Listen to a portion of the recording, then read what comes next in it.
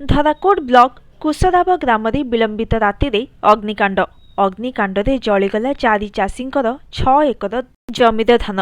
Grammar Vishwanath Sahu, Srinivas Gaur, Kanhu Gaur और घन गौड़ जमीर धान अमल पर रखिथिले।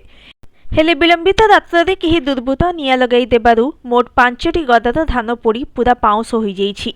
घटनास्थल धराकोट अग्निशम बाहिनी पहुंची निआं को आयत्त करथिले मध्य पूरा धान पोड़ी पाउंश हो जाइछि।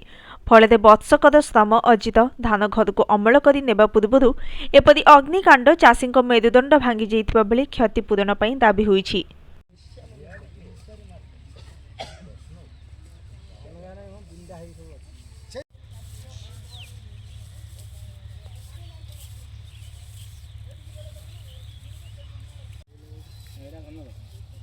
दिडिया दिडिया